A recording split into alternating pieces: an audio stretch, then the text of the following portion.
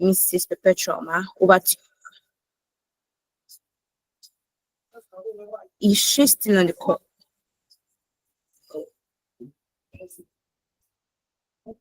Okay, I guess she's no longer on the call.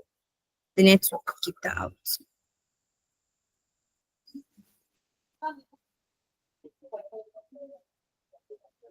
Okay, no problem.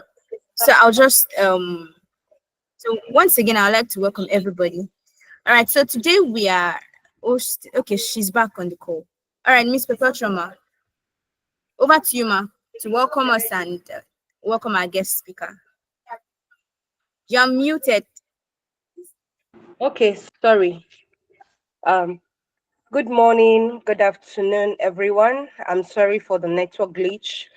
It's my pleasure to welcome you all to this special World Wetland Day webinar as we come together to celebrate and recognize the invaluable role of wetlands in sustaining life.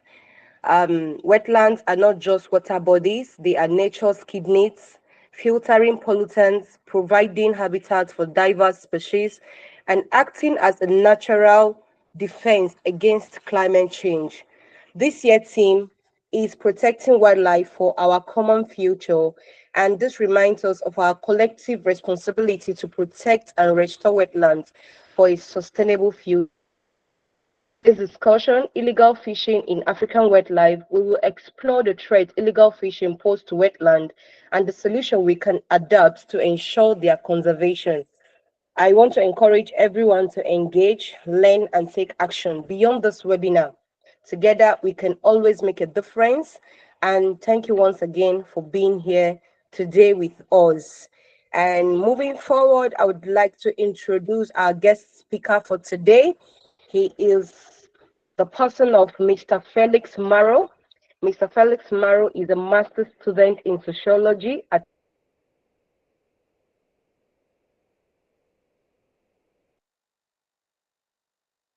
Memorial University Tuna Governments, particularly the Indian Ocean Tuna Commission. He has published on the political economy of fishery collapse and produced a policy report for Pacific-wide addressing economic consolidation and transparency in British Columbia's groundfish trawler fishery. Additionally, he has collaborated on works concerning illegal sea cucumber fishing. Felix will present his research on illegal sea cucumber fishing, focusing on Mexico. He will discuss the social and economic factor driving illegal fishing, critique militarized enforcement efforts, and compare these findings to literates on illegal fishing in African wetland. Mr. Felix, we're once again happy to have you here today. We appreciate that you're here to share your wealth of knowledge with us.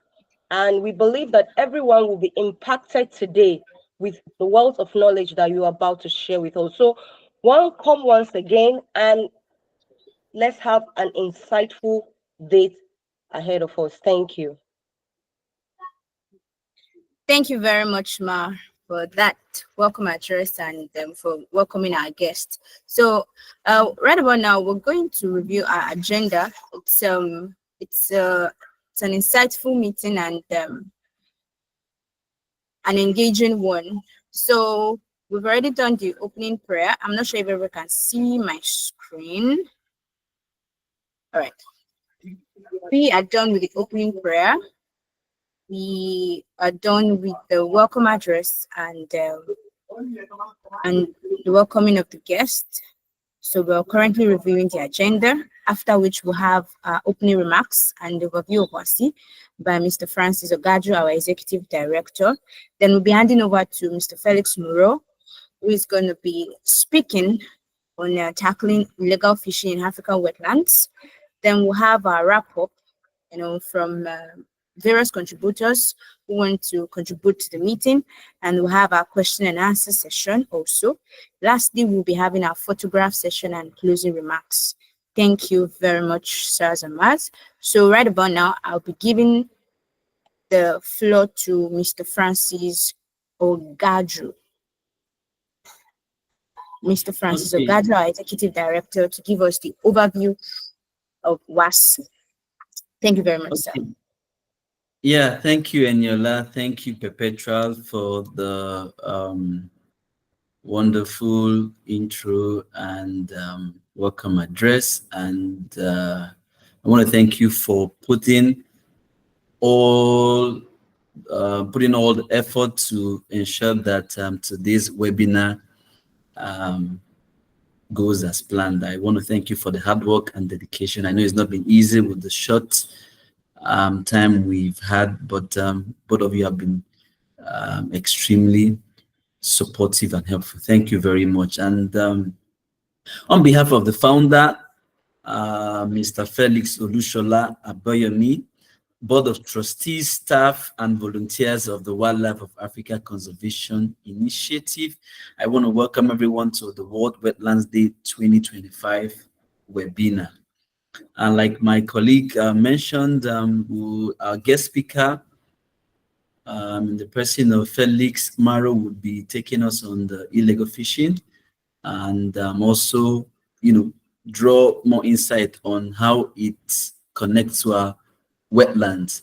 My name is Francis Ugwaju, and I'm the Executive Director of the Wildlife of Africa Conservation Initiative.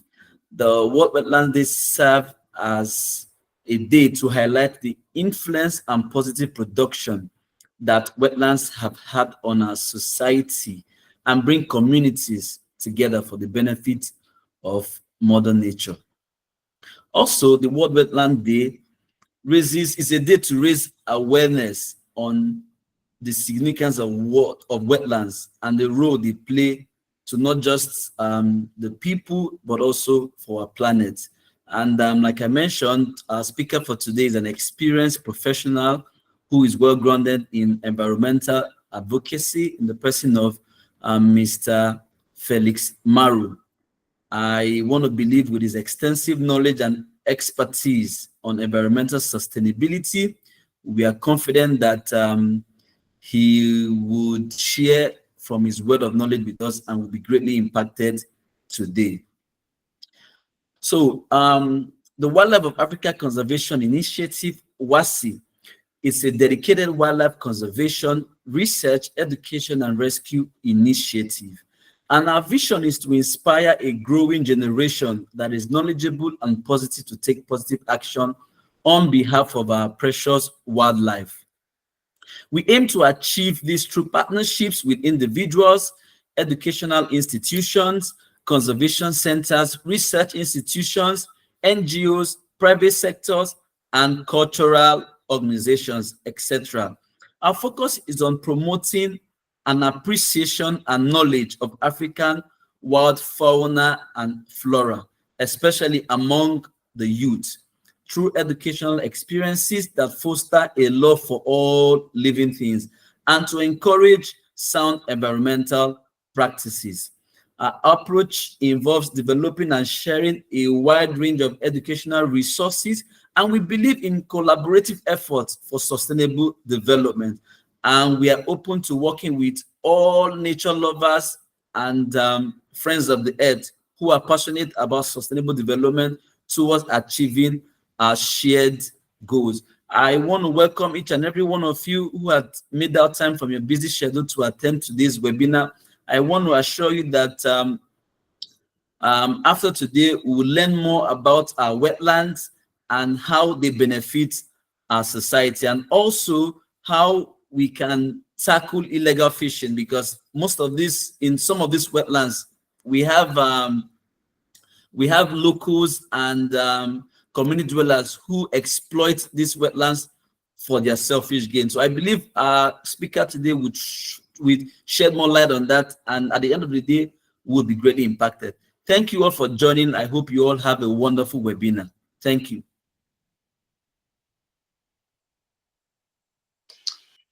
Thank you very much, sir.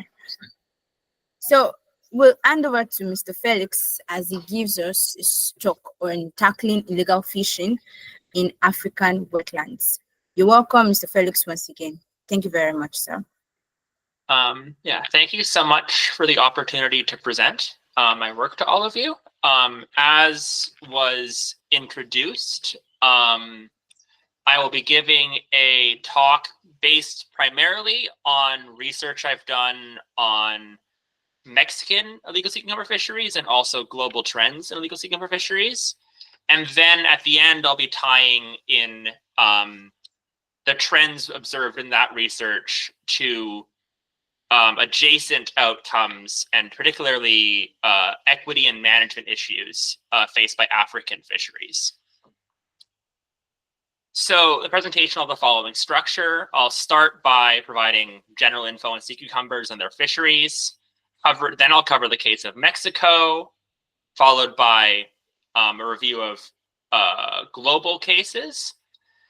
And then after that, I'll speak to kind of the non-ecological consequences of illegal fishing and the enforcement against illegal fishing in sea cucumber fisheries.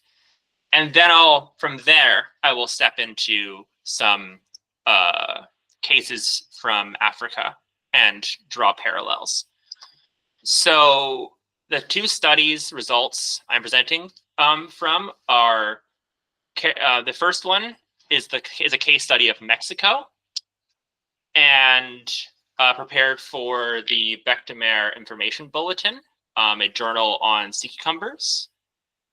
And the second is a book chapter for the edited volume, The World of Sea Cucumbers, I prepared with my colleague, Dr. Phelps Bondaroff of Oceans Asia. So I just want to start by talking about what a sea cucumber is. Sea cucumbers are holothuroids as a classification. They are broadcast spawners that inhabit benthic habitats. And broadcast spawner means that they will shoot eggs out into the water and hope other sea cucumbers can find and fertilize them, meaning that even minor population decline that reduces their density has dramatic effects at their ability to rebuild, because they need a high density to be able to reproduce effectively. In terms of broader ecological outcomes, they're often compared to earthworms as they filter ocean sediments, which cycles nutrients and moves chemicals that have built up in seabeds out of seabeds, preventing like toxic concentrations emerging, and can prevent like ocean acidification or reduced oxygen levels and a bunch of other issues. And beyond that, they're predated. They're part of benthic food webs. And when they go, predators lose a major food source. In terms of illegal extraction, wildlife crime is, for all species, not just sea cucumbers, is the fourth largest revenue stream for organized crime globally. And that with the first, second, and third being drugs, weapons, and human trafficking. Notably, there's been an increased diversification of transnational organized crime groups into wildlife as a new stream of revenue, and that's been a growing sector for organized crime. It's very difficult to get any concrete figures for the scale of organized crime because it's a secretive activity. People don't want to be caught, so you can only really measure what is caught in enforcement, and the rest of it is very rough projections, which you can see in how wide this estimate range is based on these studies, with global wildlife crime revenues being between 7 and 40 billion US dollars. Additionally, in the context of fisheries, unreported catch is estimated to range between 8 and 14 million metric tons globally.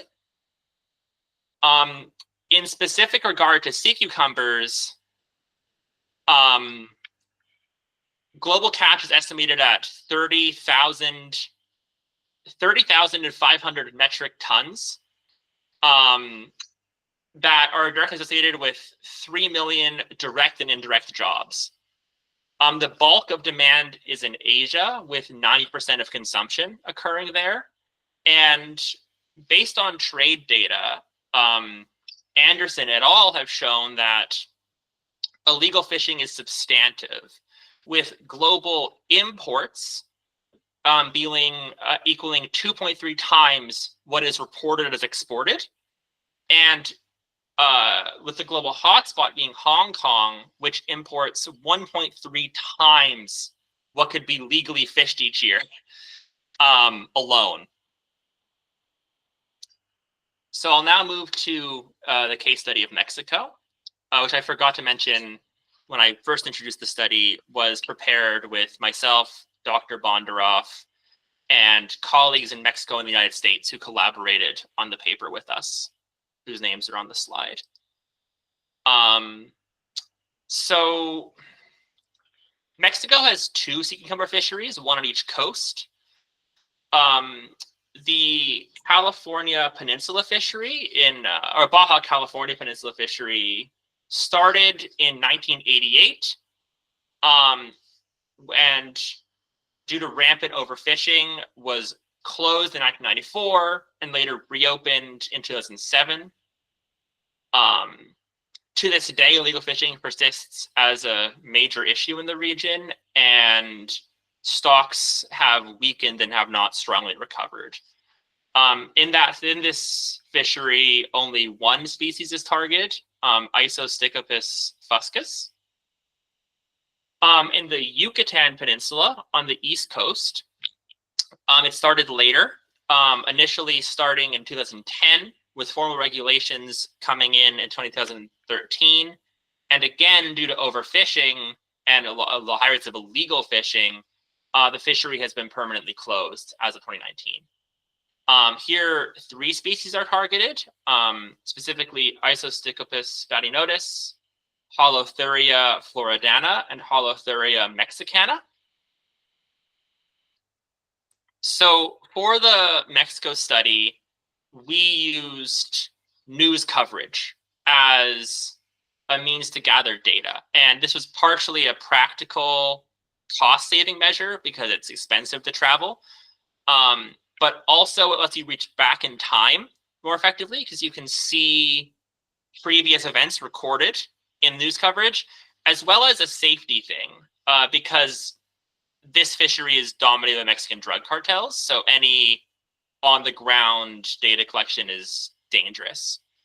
Beyond just being expensive when we didn't have the funding to pay for that. So specifically, we did a systematic Google search of Google News, the Mexican government website, and Twitter. This is done in both English and Spanish with basically like different words. We had a systematic predefined way for search terms so we progress, and then you could see what websites you've already gone through, and then once you've gone through every single website that would come up for all the search terms, we would know we'd kind of got the bulk of the data we could find this way. From news stories, we recorded the location and date of seizures and interventions, transportation and storage methods, the weight of product. Specifically, we also try to figure out if the product had been processed yet, because when dried, sea cucumbers weigh a lot less, but they tend to be dried for sale in end markets. Species information, associated illicit commodities that are also moving alongside, being stored or moved alongside sea cucumbers, and the number of arrests that occurred. Over the period studied, we identified 97 incidents, a total of 125 arrests, and roughly 100.6 dried tons of sea cucumbers that were seized, which are valued at roughly $29.5 million US. Notably, if we have found a seizure of unprocessed product, we would convert it to what it would have weighed if it was dried, so we could have a consistent weight measurement and also a consistent value measurement across all cases. And notably, as I mentioned above in the method slide, in Mexico, drug cartels play a central role in illicit sea cucumber crime. They're diversifying into wildlife more and more, and tend to work with local fishers or coerce them, depending on the relationship, but it's often not consensual, and will then sell harvested or purchased from local sea cucumbers to outside criminal groups that then smuggle them to Asian markets as part of a transnational criminal enterprise. For those interested, I won't stay too long on this slide. That's more background information, but this is the price per kilogram we estimated in 2021 for each of the species, and also the weight ratio of wet to dry. Prices could be calculated for each year individually, as the literature on sea cucumbers notes a roughly 2.4% rate of inflation in their price. So we could go back and figure out what they would have been worth in that year, roughly. And when we analyzed the finding or quantitative findings by region in Mexico, we found that the Yucatan was overrepresented in terms of weight of product seized. Specifically, the Yucatan fishery, which you can see the big circle here, and the size of the circles represents the weight of product. The Yucatan represented over 70 tons of seized products, while Baja California represented only 11.3 tons. The remaining weight in the roughly 100 tons came from inland areas like airports, where the seizure would happen at inside ports, and it wasn't always possible to determine the fishery that it was caught in. Notably, this regional disparity in the volume of illicit catch that is seized is likely a result of the Yucatan fishery being newer and less depleted, meaning there's more to catch, because there's actually more incidents in Baja California than there was in the Yucatan. It's just that Yucatan incidents were roughly 7 times higher in terms of average weight of seized product. In terms of associated commodities, these are the 4 main categories we observed. As you can see, in terms of fish and live animals, they are overrepresented. And we, drawing on these figures, we kind of identified that drug cartels in Mexico tend to separate their illicit goods into siloed supply chains. So you wouldn't find weapons or drugs alongside wildlife products, but you would find them grouping wildlife products and also live animals.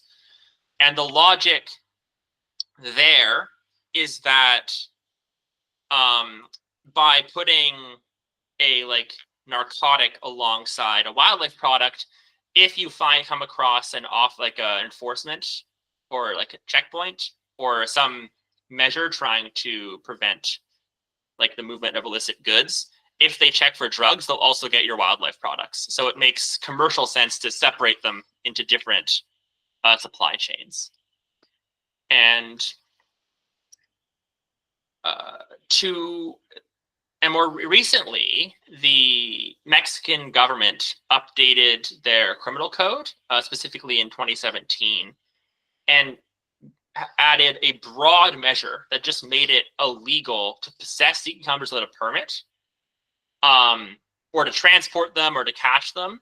And what this enabled was you could have the primary means of enforcement become roadside checkpoints, because simply having sea cucumbers in your car, for instance, without the proper permit, was a crime equivalent to illegally fishing them. Which places the onus of on those fishing, selling, and transporting sea cucumbers to demonstrate that the product is legal.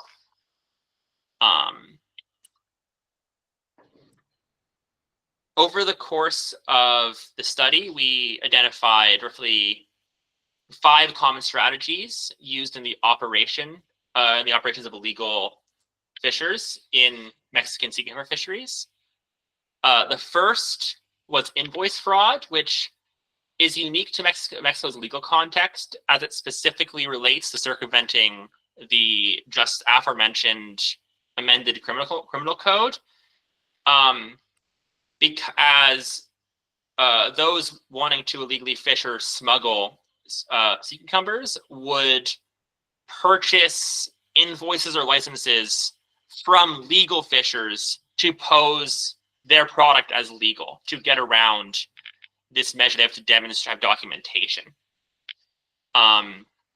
Further, corruption, bribery, and violence are deeply integrated into the interrelated in the fishery, as it is common for officials to be paid off, which in some cases has led to legal fishers engaging in vigilantism, directly fighting illegal fishers themselves, and in turn that has created counter-violence back on communities. Additionally, mislabeling is a common technique where sea cucumbers are listed as a nether product, typically one that has less protections to avoid scrutiny from authorities.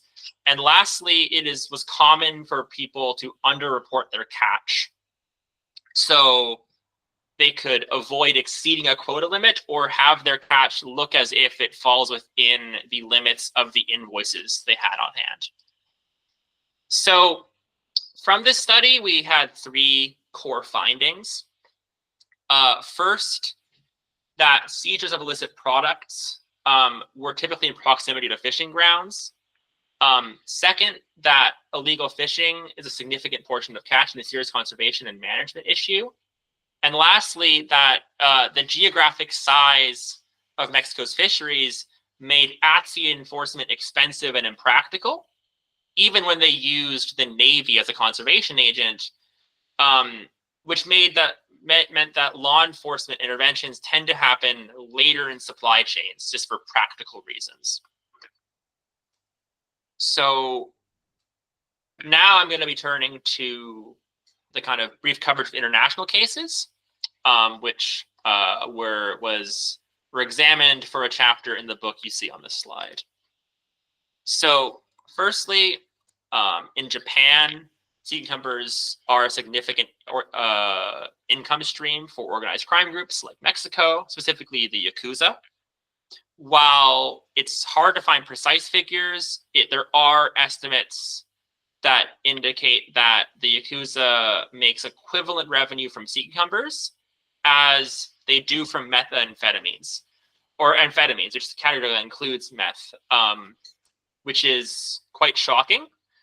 And but not necessarily that shocking, because Japan is a major importer and consumer of sea cucumbers. In the context of Japan, the government responding to the severity of illegal fishing and the trafficking of sea cucumbers into the Japanese economy has imposed pretty stringent punishments, specifically large fines and upwards of 3 years in jail. Another prominent case of overexploitation of sea cucumber populations is in the now depleted Galapagos Marine Reserve. In 1989, exploitation began of Galapagos sea cucumber populations. This resulted in a fishery forming without baseline data, management procedures, or monitoring plans, resulting in rapid stock decline. And as mentioned above, when sea cucumber populations decline, they do not recover quickly. In 1992, the Ecuadorian government closed the fishery due to ecological concerns, leading to fishers who saw a substantial increase in their incomes through the fishery that have now lost those incomes, protesting. Protests resulted in a reopening of the fishery with a hard 500,000 sea cucumber quota being imposed. This quota was well exceeded within a month, with an estimated 8 to 12 million sea cucumbers being harvested in that period, resulting in another closure. At this point, negotiations between fishers and the government broke down into open conflict, which culminated in armed fishers with machetes taking control of the Darwin Research Station, and in 1995,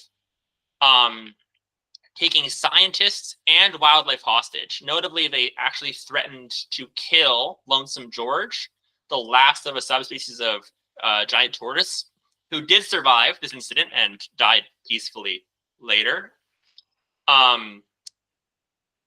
But ultimately, the conflict was resolved when the government agreed to reopen the fishery, a promise they did not implement, and instead brought military personnel in to resolve the issue. In light of kind of this continued disagreement between what the government wanted to do in terms of conservation needs and what people felt they deserved economically, illegal fishing and violence continued, with park ranger being shot and killed in 1997, and more threats against Lonesome George that were not successful. And just a fun image, this is Lonesome George. So I forget the year that he passed, but I believe it was of age. And sadly, they couldn't breed him with other tortoises to preserve the species in the end. A related case to Mexico was in Buffalo, New York, where American companies were being used to launder money for the Sinaloa cartel, specifically, but they weren't actually selling sea cucumbers. They were like, they used fake sea cucumber companies with that to move the profits of narcotics. And this again shows kind of this weird relationship between income streams for organized crime, even if in this case there isn't actually wildlife being moved. Yeah.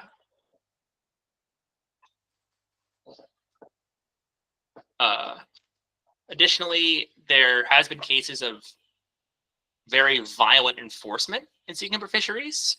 Notably, the case of blue boats in Australia isn't a singular incident, but rather is a broad trend of illegal fishers sailing into Australian waters to extract sea cucumbers and other marine life.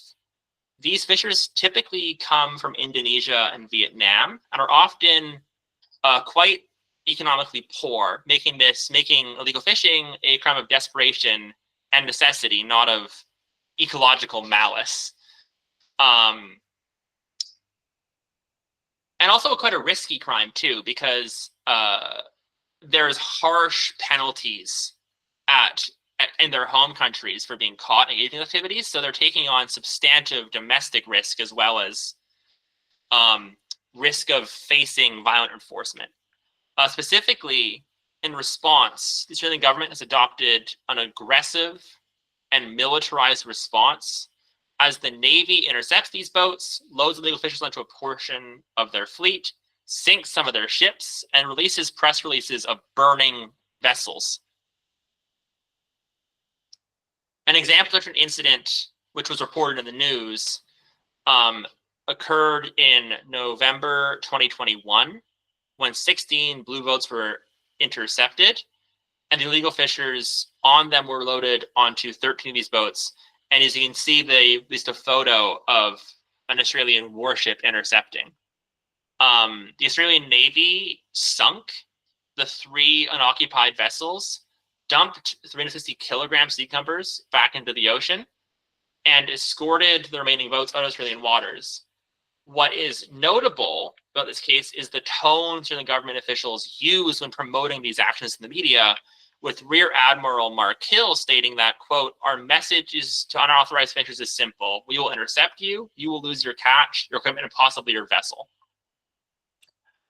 Lastly, I'll talk about the case of Tanzania and Chinese organized crime. Recently, Alden and Harvey have assessed the operation of transnational criminal organizations from China who purchase illicit products, including sea cucumber, ivory, and abalone in Tanzania, and then smuggle them out to outside markets where they can be sold. Notably, they found that bribery, corruption, and fraud, alongside relationships with poachers to government officials, are what enable the success of these smuggling operations through Tanzanian ports. That said, they highlight that when the Tanzanian government actually improved enforcement in their ports to prevent this smuggling of wildlife products, they simply decided to cross the border to other countries like Mozambique and Nigeria and move goods through their ports instead, constituting a kind of jurisdiction shopping and indicating the importance of having effective and consistent cross-border enforcement measures. So you can't simply go to a different country where there's lax enforcement, relatively speaking, to simply get around and circumvent conservation measures.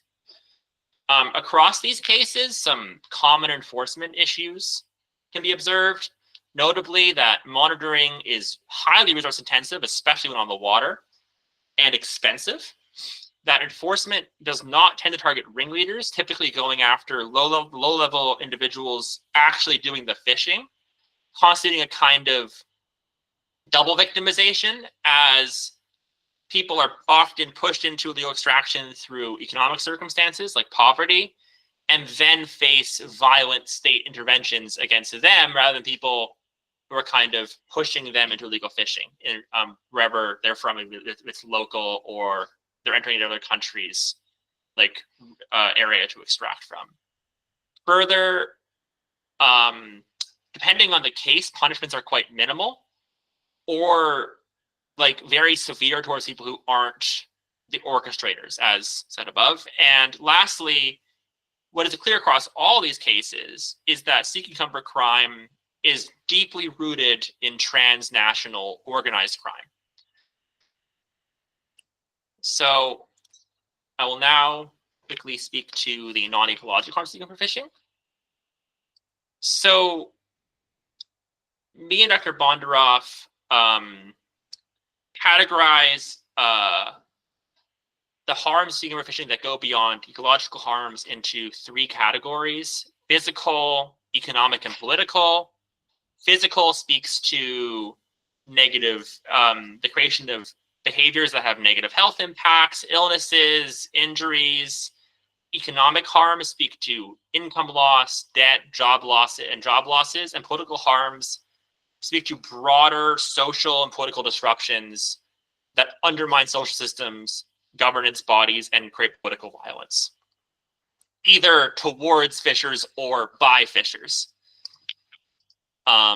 Physical harms include high rates of decompression sickness, drug use, and binge drinking.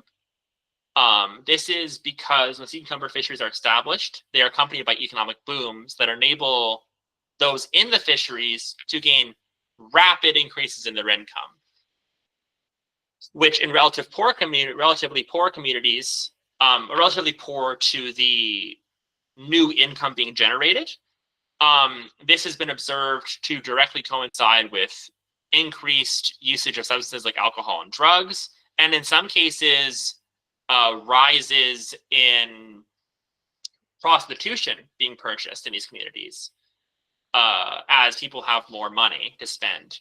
Additionally, there is some data from Mexico that shows that when the fishery inevitably collapses due to overfishing, the loss of income then results in domestic violence, with like rises in spousal assault against spouses by fishers who have had a sudden spike in income, then lost all that income like very quickly. That said, the most prevalent physical harm in sea cucumber fisheries is decompression sickness. Decompression sickness is caused by divers ascending too quickly from the water, causing there to be higher pressure in their body in the outside environment. Symptoms include joint pain, joint limb and muscle pain, neurological problems, skin irritation, constitutional problems like headaches and dizziness, and in severe cases, permanent disability and death. And notably in the regions where sea is often fished, people often also have minimal access to health services. So even if it's a minor case, it will not be treated in the way it needs to be treated, making it a more moderate to severe case in the long run. And sea cucumber fishers are particularly prone to decompression sickness due to the usage of hookah diving as a fishing technique. Hookah diving involves the diver being fed compressed air from a tube from the air tank on the boat. This technique imposes no time or depth limit, so long as they still have the air tube and there's enough air in the tank. Meaning that untrained divers are able to engage in high-risk diving practices. Additionally, because sea cucumber fishers are often low income, they frequently don't have important safety equipment like depth gauges that help them reduce risks associated with diving. This has resulted in an epidemic of decompression sickness, particularly in Mexico, but in other cases, in other countries as well, with figures as high as 83.4% and 97.4% of fishers reporting symptoms of decompression sickness in Mexico. Moving to economic harms, while fishers often see their income initially boosted, they're often left economically worse off after the fishery collapses. This is due to a series of factors, including fishers having to assume debt to pay for the operational costs of fishing, notably fuel, fishing boats, diving equipment. Additionally, fishers will assume like consumer debt when they have higher incomes, like paying for cars or getting televisions, like lifestyle improvements that then they can't afford to lose their income. As debts accrue, there is an increased pressure on fishers to make more money, which means they need to fish more. As a result, fisheries decline due to increased fishing driven by financial pressures, which then causes these like ecological debt spirals where debt burdens create more overfishing, which then creates reduced revenues, which then means people need to overfish at a higher rate, and it just creates problems that are very hard to untangle because it's not like a one issue, it's multiple issues that are force multiplying each other.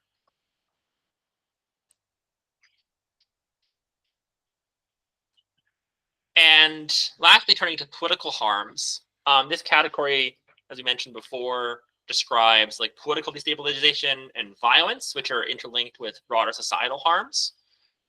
A clear example that was discussed above is the lethal political conflict in the Galapagos.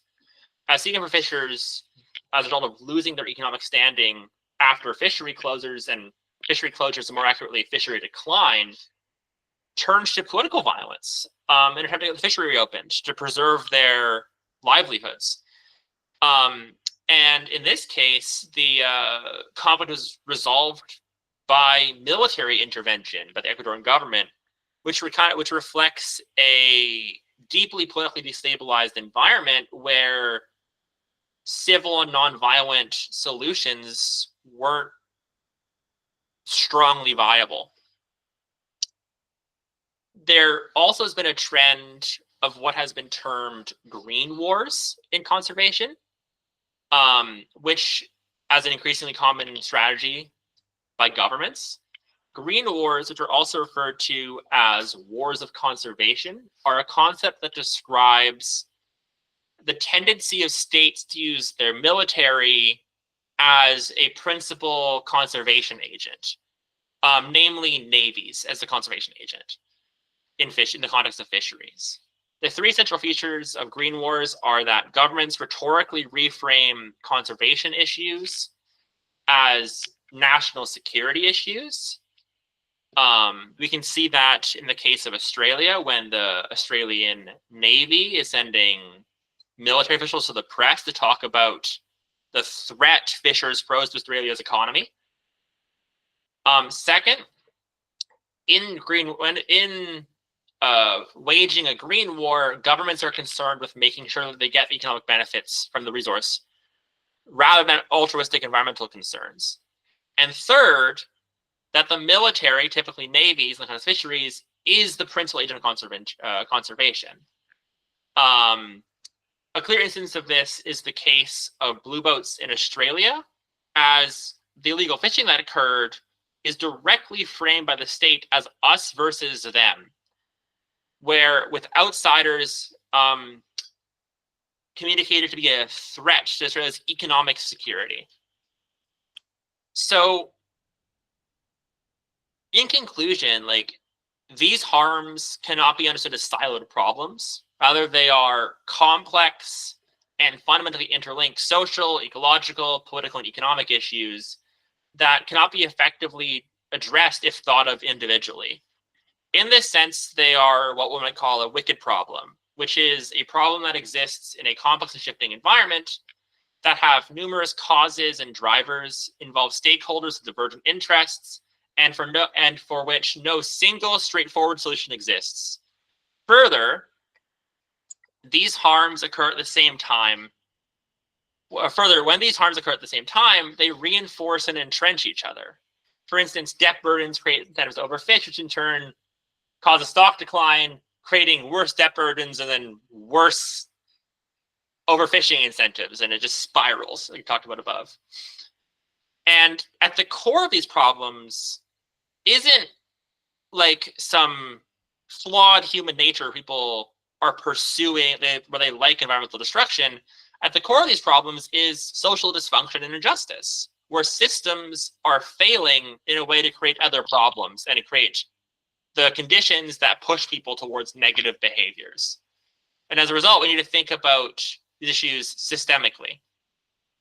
Put more bluntly, people do not choose to freely engage in economic behaviors that subject them to state violence, high rates of injury without protective equipment.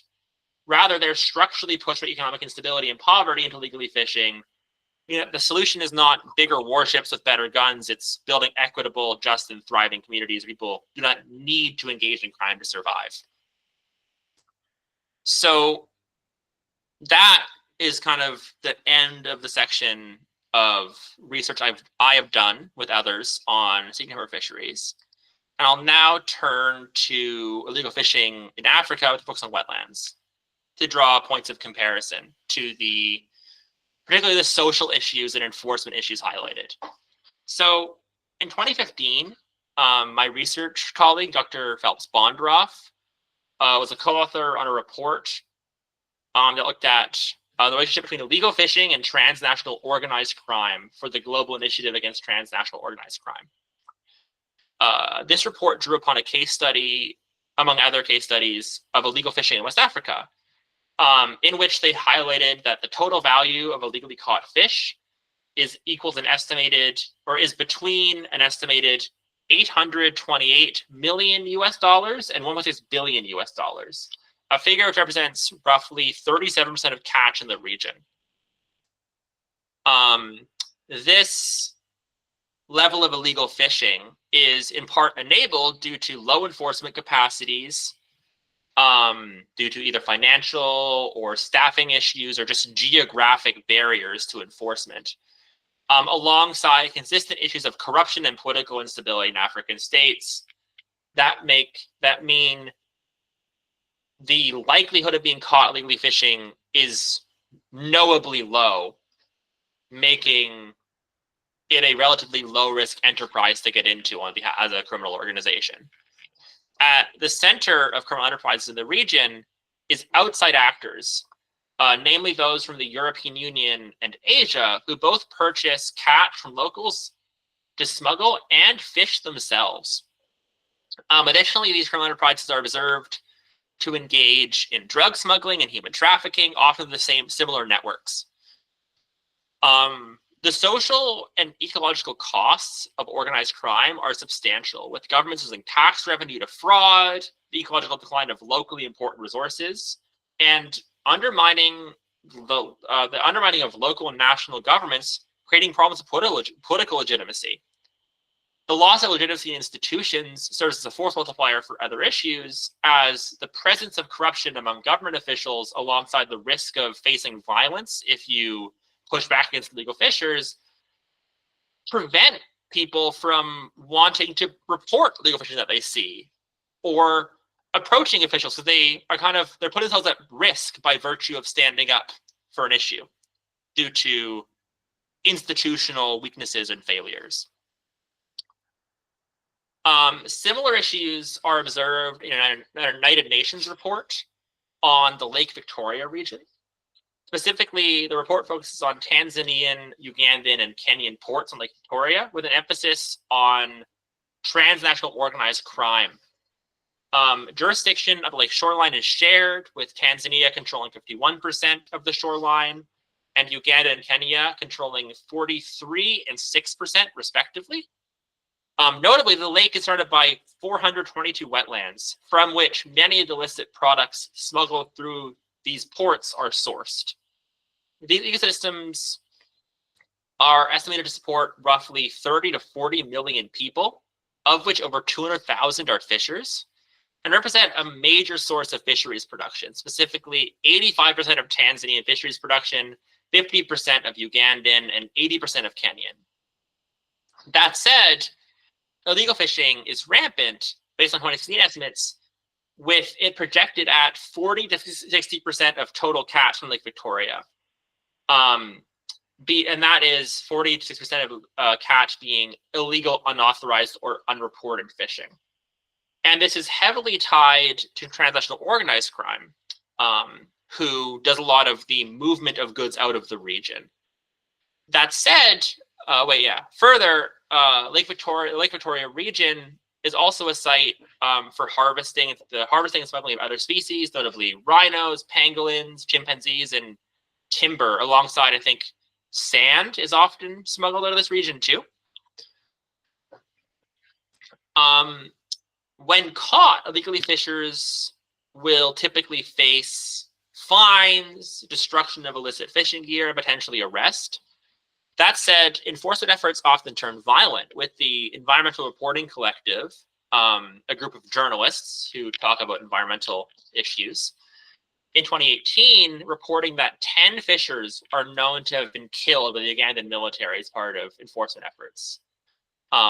This aggression by the Ugandan military and enforcement has been directly criticized by the Director of Fisheries for Busia County, Kenya, who said, quote, "The excessive use of force in enforcing the law has failed to identify the core of the problem," end quote. And this same official went on to advocate for fishers to be given alternatives to make a livelihood from, to divert them from illicit fishing.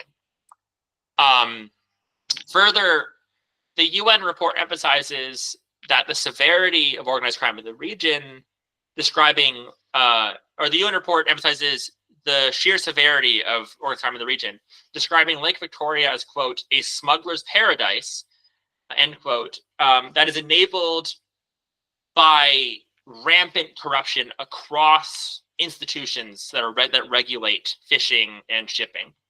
Here, corruption is argued to be a symptom of weak governance, with transnational organized crime slated to touch every sector and stakeholder.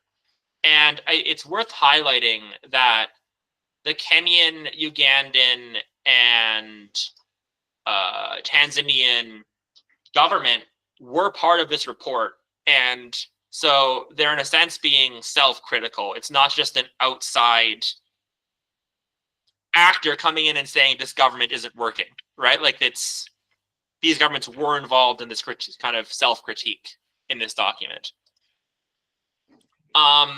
Lastly, I'm going to speak about research about some of the failures of an attempted participatory management regime in the Kafu Flats of Zambia.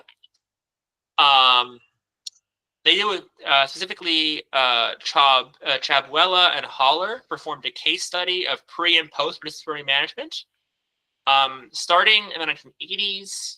Before participatory management, weak enforcement with minimal local extraction rates led to high levels of illegal fishing by locals and non-locals. Over time, this resulted in stocks and the size of fish declining severely, which directly undermined local incomes and food production.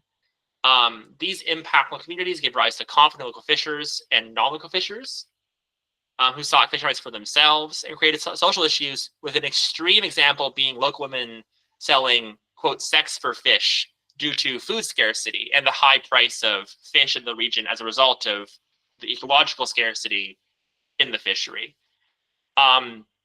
Notably, we kind of see an inverted dynamic where in the aforementioned Mexican example, when incomes were boosted, particularly on men, the market for prostitution increased because a lot of local men who were unmarried had more money to go purchase sex. Where here, a lack of food made food just kind of instead of an abundance of new wealth, instead of a scarcity of resources, resulted in food, or I would argue subsistence, becoming traded for prostitution, which is like an inverted dynamic, the one described above.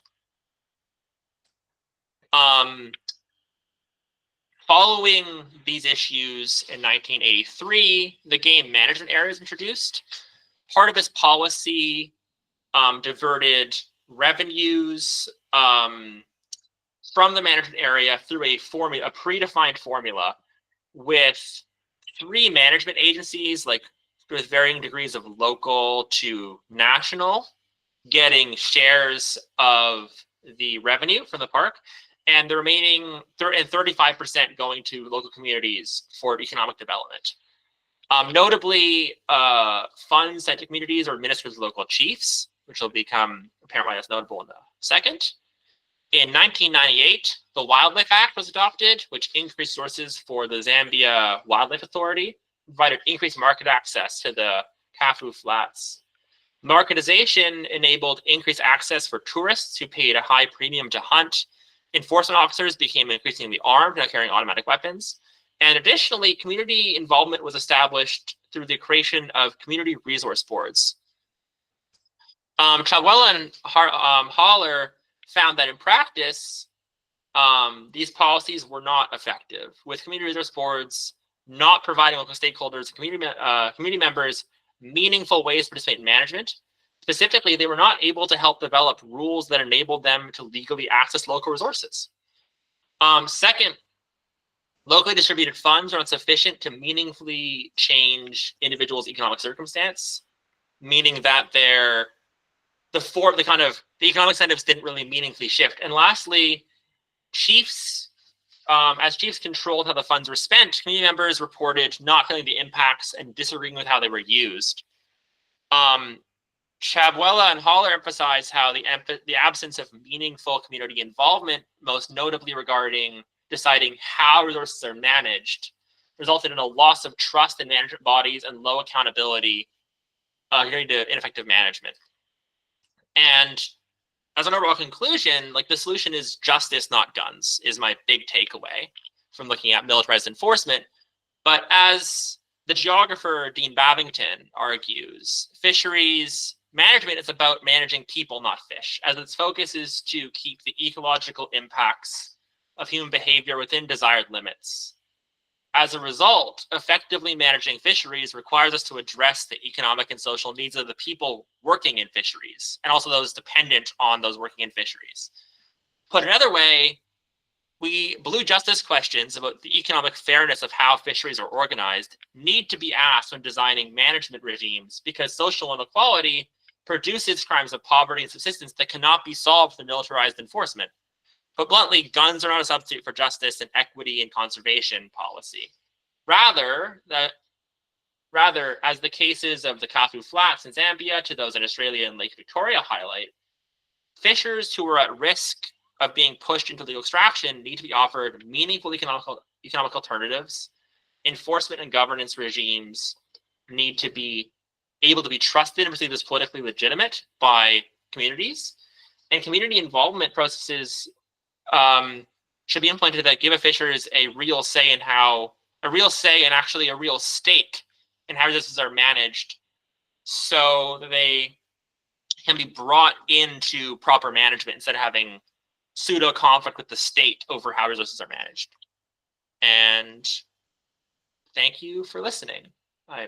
We'll pass the floor back now.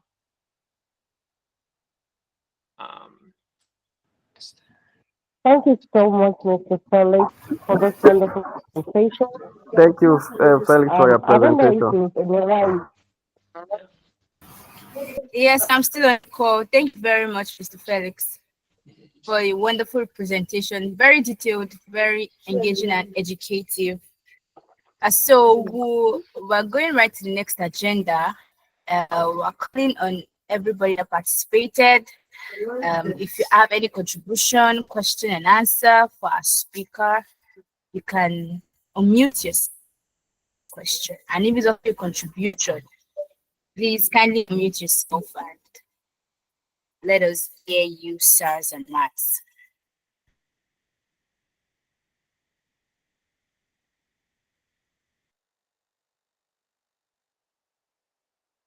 You can also use the raise hand icon if you have any contribution, question and answer. Okay. Mr. Ojoni Gonsoni, can we have you, sir? No, sir.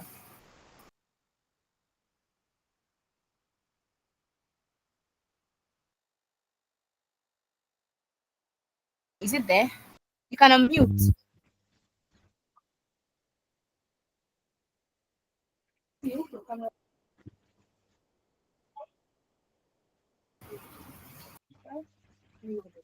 Hello, sir. You can unmute. Can you hear me? Yes, we can hear you loud and clear.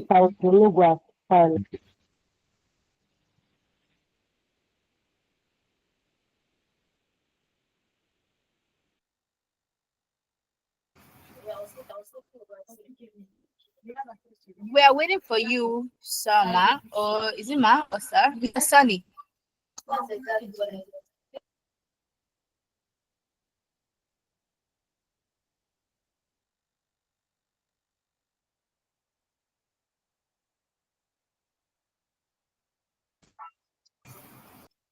You talking, sir? We can't hear you.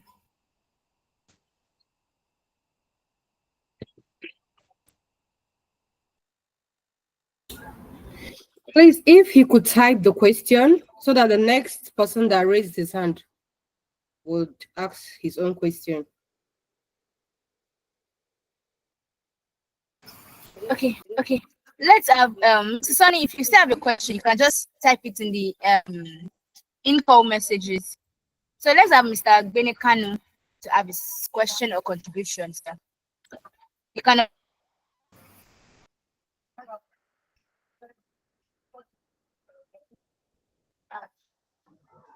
Hello, can you hear me?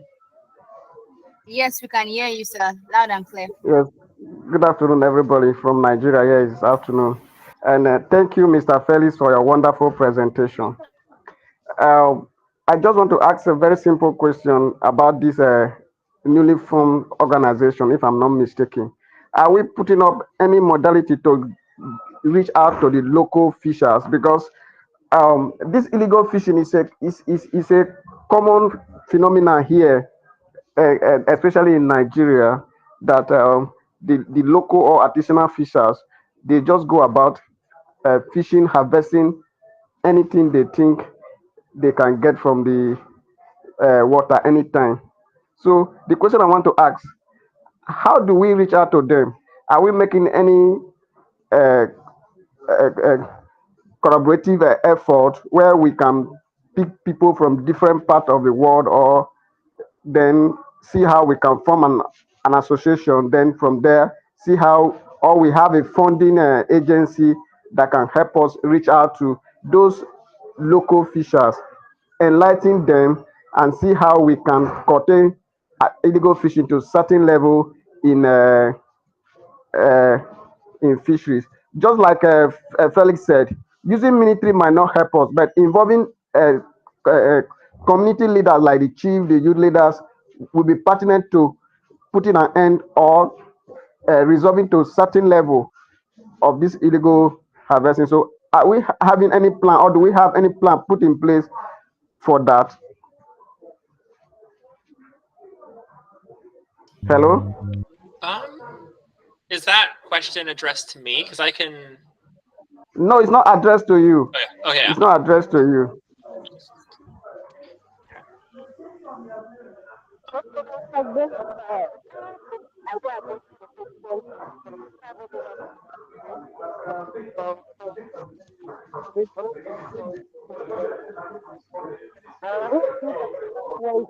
Please, I can't hear you. The person that is talking. We can't hear you, Miss Pepper.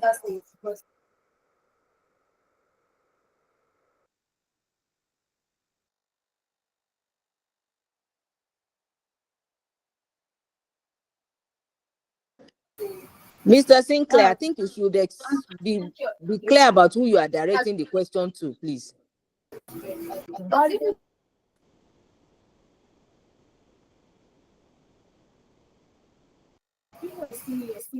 Is Mr. Francis okay? You can just address on the light note. Thank you. I think Mr. Francis can answer the question. I think he's one of the ESCOs in the organization, right?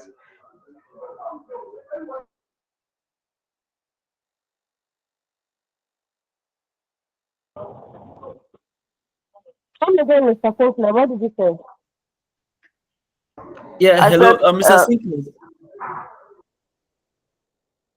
Can hear Yeah, you. sorry, I didn't get. Yeah, what did you say?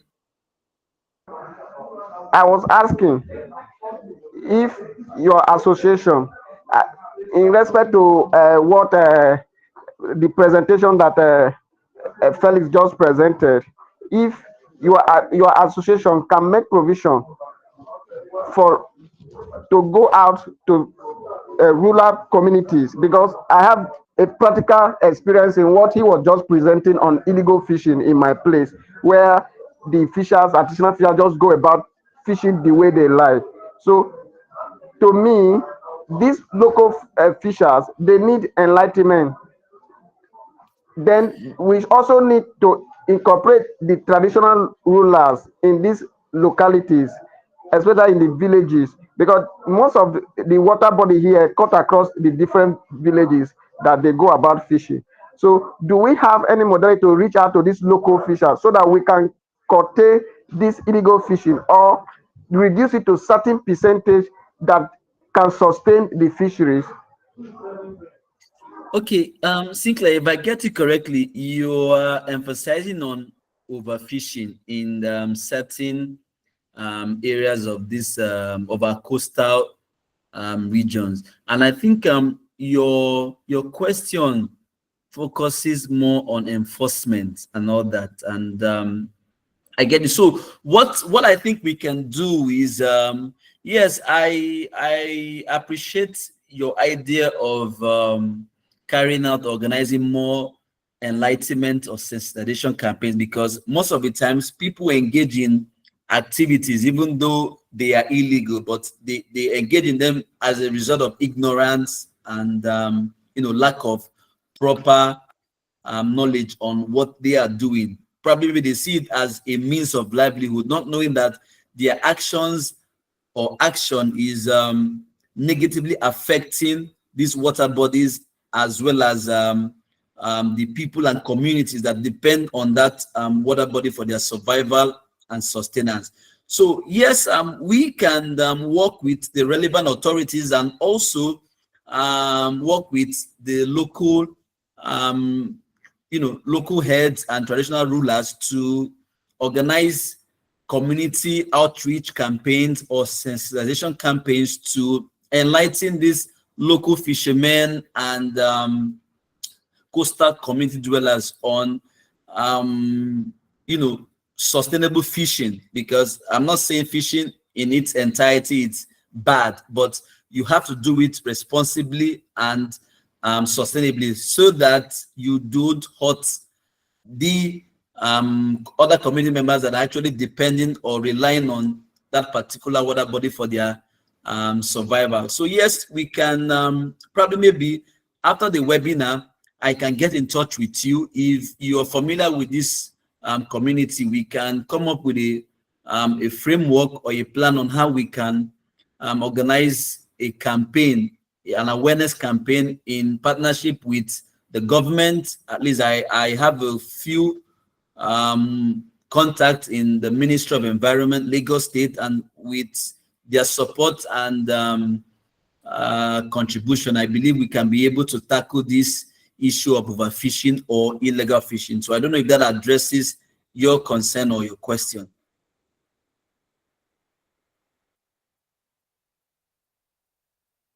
Are you there, Mr. Sinclair? You're muted.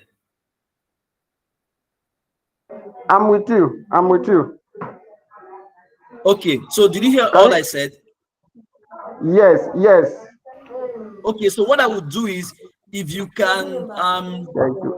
drop your, okay, you know what, I would drop my email in the chat section, so you can email me your contact or send me your contact. After the meeting, we can talk more and see how we can, you know, push this whole agenda forward, if that is okay with you, because I'm very much interested in it, and I believe my organization will be willing to support you or support that effort. Can you hear me, Sinclair? I think he's a bit distracted. Mr. Sinclair. Yes. Yes, Did but you hear I'm what I a said? little bit busy in the office, so, but I'm following you. Okay, so I said. Okay, I'm sure he has understood what you said. So we have a question in the info messages. Mr. Sunny eventually. You Francis, can mute yourself, Mr. Singh. Mr. Francis letter said is he's not person that process now. going to drop Francis, his email address. Francis, Hello, sir. Hello, sir. Yeah, I'm on the call. hello, Yes, Francis. I can hear you. I would like to get your address so that we talk later. I'll drop my email in the chat section, so you can email me and would take it off from there. That's okay with you. Okay, thank All you. right. You're welcome. Thank you very much, sir. I see the question in Ms. Eniola, can you read out the second question to Felix, please? All right, so the second question, Mr. Sunny was asking that, is that thank you for the awesome presentation, and is the question going to Mr. Felix? Said, I was asking about the impact of transshipment on wetlands. He's asking about the impact of transshipment on wetlands, Mr. Felix. I'm not personally aware of specific impacts of a transshipment on wetlands. Honestly, my research area is typically ocean fisheries, and as you can see, I kind of drew more on literature that I didn't help produce, speak about what context African wetlands presentation. That said, I know that transshipment is a very common and difficult governance issue for a variety of issues in fisheries, from kind of making like goods caught by a ship known to be illegally fishing hard to trace, or forced labor issues too, where people, the boat with the forced labor on it never docks. So my educated assumption would be that in wetland fisheries and also in related regions, there would be a lot of the same issues, but I couldn't specifically speak to that from my expertise. Sorry if that's not a full answer. I just don't want to, give details. I can't really give.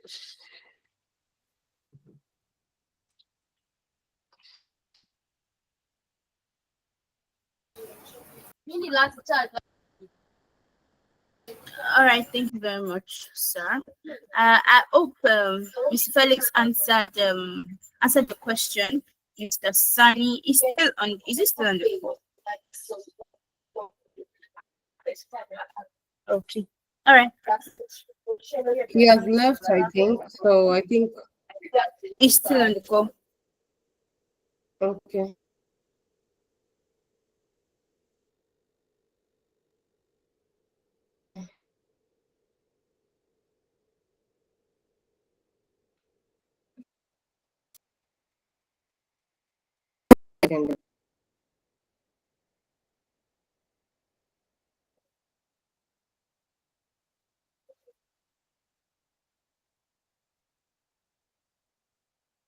Miss Aniola, are you there? Yes, I am. Yes, I am. Please move to the next agenda. Thank you. All right. All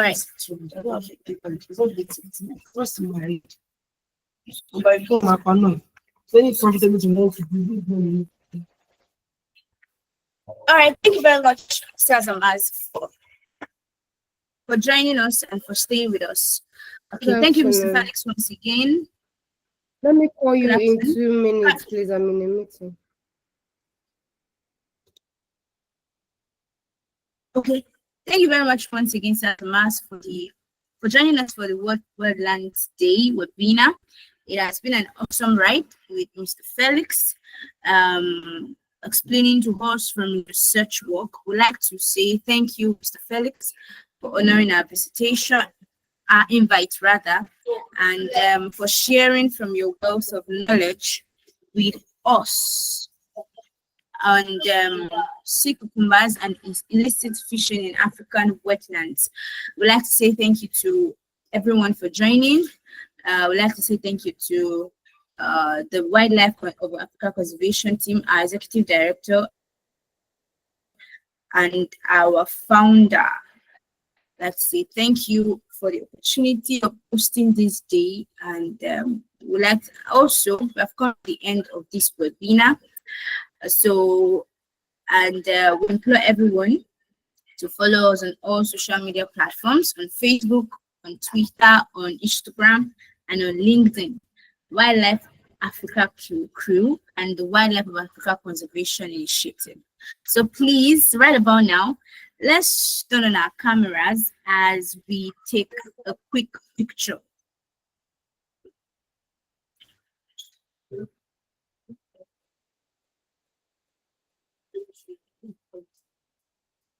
Let's turn on our cameras as we take a quick picture.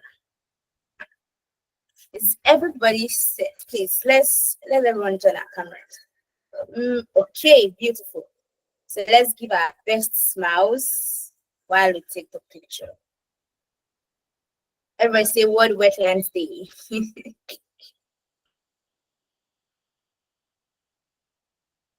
All right. That's that. Thank you once again, everybody. We really appreciate you, Saz and Maz. Thank you, Felix. I Thank you appreciate for organizing the program. your Thank you so much, attendance. everyone, even for on short notice. availing yourself to be here with us. We really Thank you. I appreciate appreciate. you. Thank you.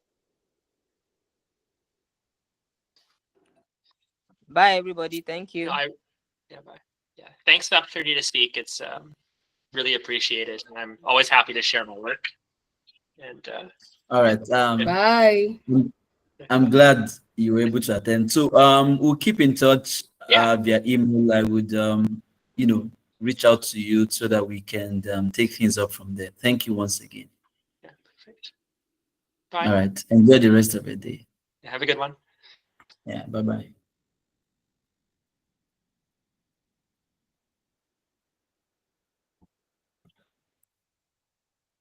Bye, Mr. Ojoni Go.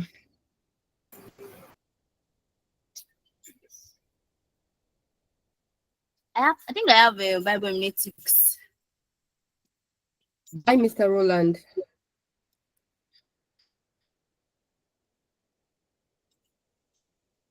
I have dynamics of prayer. You know, all these transitions, I did not finish them. I came in late. So sorry, I came in late. but we can still interact over the using the emails that you have just dropped. But as well, you can Okay, no problem. you can reach out to me using. I've sent you my contacts. All right, that's fine. Yeah, I got it. I would definitely keep in touch. A number of us are from Nigeria. Sorry? A number of us are from Nigeria. I'm not sure I understood what you just said. I've said I've seen most of us are coming from Nigeria. Oh yes. We WASI is currently located in Nigeria, so most of our participants, apart from our speaker, who's from Canada, who's based in Canada, the rest of us are domiciled in Nigeria. Okay. No problem. I some other events. I think your network is rumbling. I can barely hear I what was saying you're I saying. was in another event. Yes, we would definitely have we organize events like this regularly. So most definitely would reach out to you to in our next event. We'll send out our invitation emails, and so just we rest assured that you get one of our invites in our subsequent programs. Thank you. And you can also invite us if you have any event. You can reach out to us via our social media platforms. Okay, fine. That's fine. Thank you so much. Frank, Jesus. You need to end the recording first. Yes. How do I end it? I think I've ended it, right? No, Yeah. it's still recording. It's still showing recording on my end. That means It's still showing recording from my end here. You still see the recording icon.